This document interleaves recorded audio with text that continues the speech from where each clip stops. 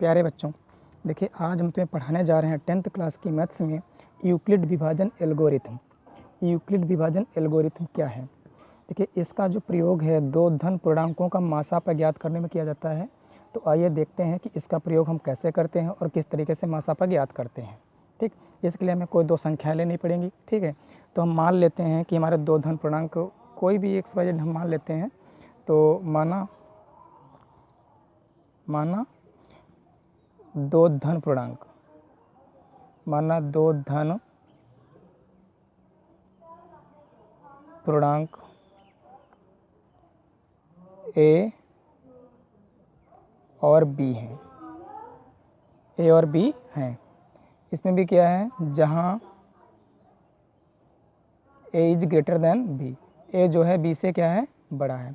ठीक है, ए जो क्या है वो बी से, दो धन पूर्णांक ए और बी लेते हैं जिसमें हमारा ए क्या है बी से बड़ा है। ठीक है, तो अब देखिएगा ए और बी का हम मासा हम कैसे ज्ञात करते हैं। तो ए और बी का मासापा ज्ञात करने के लिए हम 3 स्टेप फॉलो करते हैं।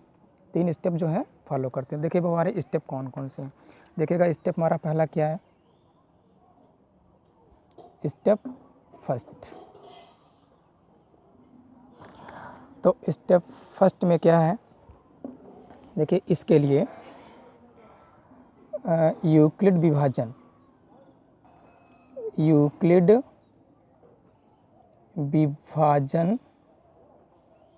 प्रमेय का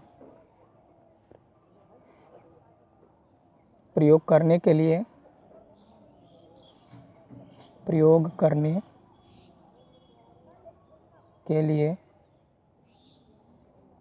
दो धन पूर्णांक लेते हैं। दो धन पूर्णांक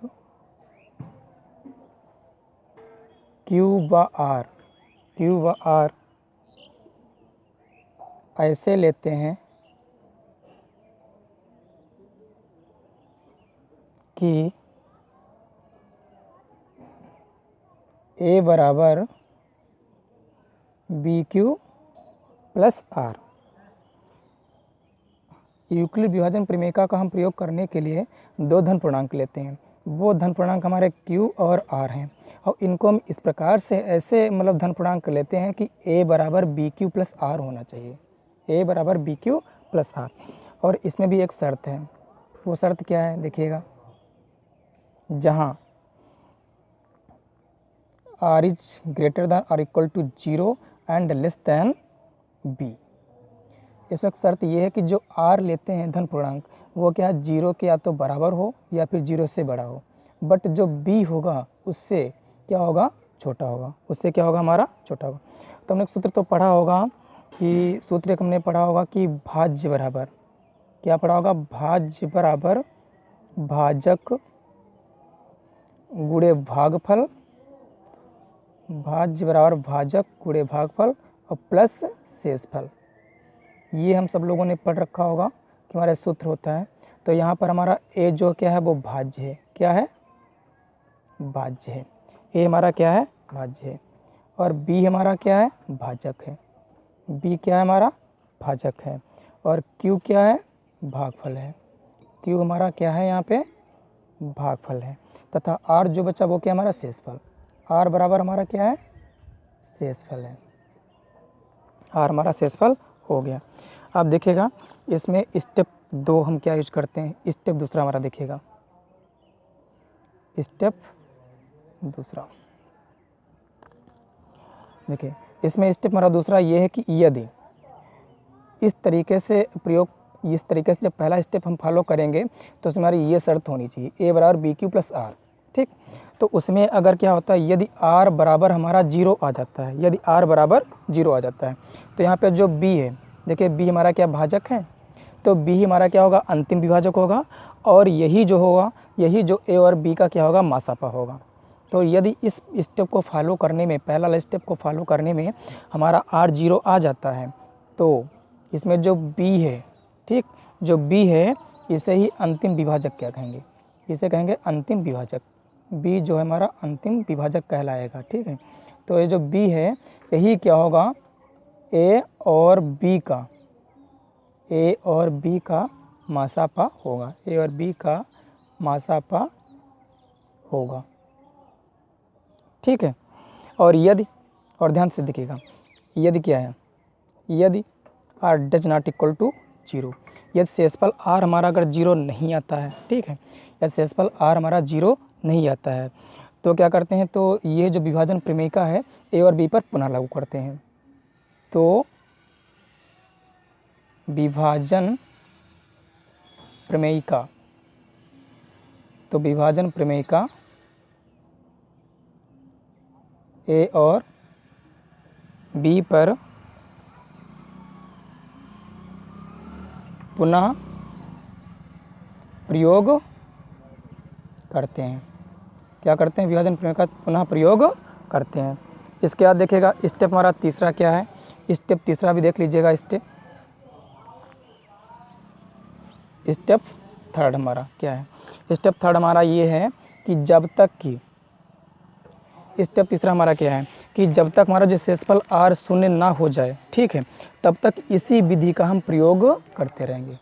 ठीक, ये बात समझ में आई कि जब तक हमारा जो शेषफल r है, जब तक वो 0 ना हो जाए तब तक इस विधि का प्रयोग करते रहते हैं। तो इसमें लिखेंगे कि जब तक शेषफल शून्य ना हो जाए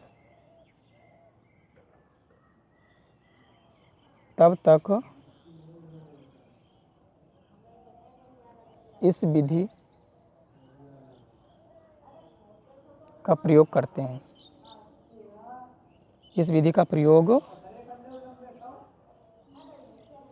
करते हैं।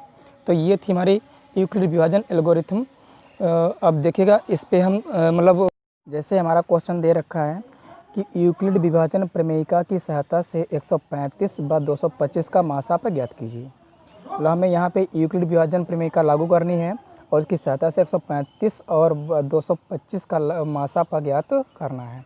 देखिए इसका हम प्रयोग कैसे करते हैं। तो सबसे पहले क्या करते हैं, देखिएगा हमें यहाँ पे मासापा जो निकालना है वो 135 व 225 इन दो संख्याओं का। तो इनमें से देखिए एक तो बात हमें दे रखी है, कौन सी बात, हमें एक बात यहाँ से ज्ञात है कि यहाँ पे जो 225 है वो क्या है, 135 से हमारा बड़ा है कि नहीं, यहाँ पे हमारा बड़ा है। तो क्या करते हैं हम यहाँ पे क्या करते हैं, 225 को हम इसको जो है विभाजन प्रमेयिका जो है a बराबर BQ प्लस R के रूप में लिखना चाहते हैं।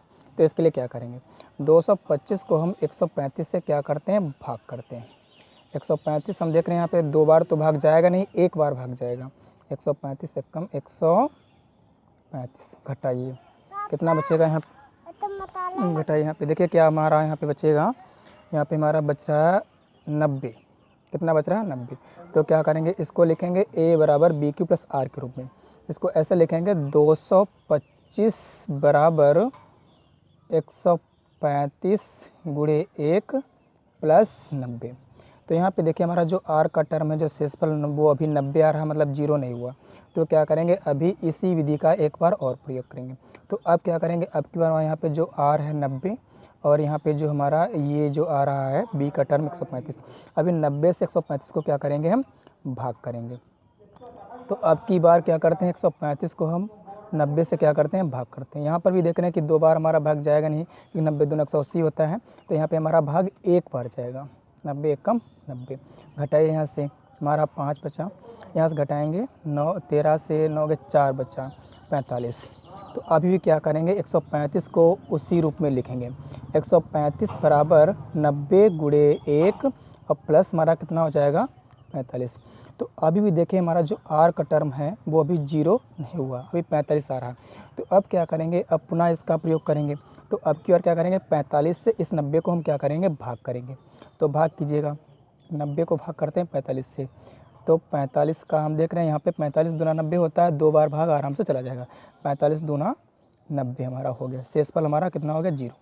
तो अब क्या करते हैं, यहाँ पे देखिए 90 बराबर 45 गुणे 2, 45 गुणे 2। अब यहाँ पे 90 तो हो गया, शेषफल हमारा बचा नहीं, मतलब शेषफल हमारा कितना हो गया, 0। तो अब यहाँ पे देखिए r का जो टर्म वो क्या, 0 आ गया। तो यहाँ पे अंतिम विभाजक जो हमारा 45 है, जिससे हमने भाग किया था अंतिम। तो ये जो 45 ही क्या है, 135 और 225 का अभिष्ट क्या होगा, मासा होगा। तो यहाँ पे लिखेंगे अंतिम विभाजक